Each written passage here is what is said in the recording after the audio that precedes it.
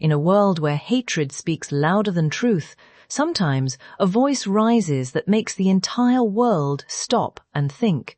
A voice that chooses humanity over politics. And today, I'm talking about that voice. The voice of Canada's Prime Minister, Justin Trudeau. A leader who said what many were too afraid to say. A leader who reminded the world, Islam is not the problem, hate is.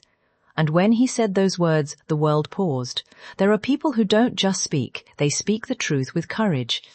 And when Justin Trudeau said, Islam is not the problem, hate is, his words hit millions straight in the heart. In a time when Islam is misunderstood, when media sells fear more than facts, hearing a Western leader defend Muslims was extraordinary. He didn't say it for applause, he said it with sincerity. As if he was pleading with the world, understand before you judge. His words made people question the lens through which they viewed Islam. Trudeau described Islam as a religion of peace. He said Muslims value family, respect, kindness, and humanity. He reminded the world that terrorism has no religion. It is born from hatred, not faith. When he said, if you fight hate with hate, you become the same as those you condemn. When a leader places humanity above politics, you don't forget that moment. And Trudeau didn't just speak, he acted. He attended Ramadan dinners, he stood with Muslim communities, he defended women who wear the hijab. And he said something powerful. The strength of a nation comes from its diversity, not its division. He even quoted a verse from the Quran, whoever saves one life, it is as if he saved all mankind. Hearing these words from a non-Muslim leader moved people to tears. Because it wasn't politics, it was understanding, it was empathy. Every time he said, Islam teaches compassion, not violence, you could feel the honesty in his voice. He became a bridge. Between East and West, between misunderstanding and truth, between hatred and hope. When his speech went viral, the world reacted like a wave crashing on a shore.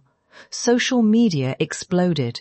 News channels replayed his line again and again. Islam is not the problem. Hate is. Muslim countries shared his speech with pride. People said, finally someone is speaking the truth. Muslims who were tired of prejudice felt seen, felt understood. Mothers said, today we are proud that our children see a leader who defends them.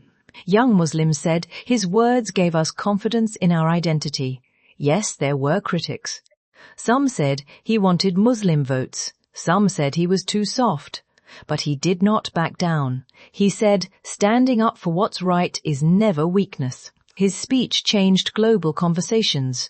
Schools began teaching about tolerance. Journalists wrote more balanced stories. Public figures softened their tone. That's the power of one speech. Even Judge Caprio expressed admiration for his words. Years passed, but his message did not fade. Universities still study his speech as an example of inclusive leadership. Muslim girls wearing hijabs found new courage. Media slowly began giving Muslim voices more space. Trudeau often said, when you listen to someone's story, you can't hate them. And he proved that with action. Muslim creators found their voice.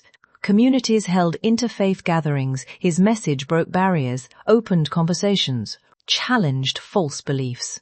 The most beautiful part?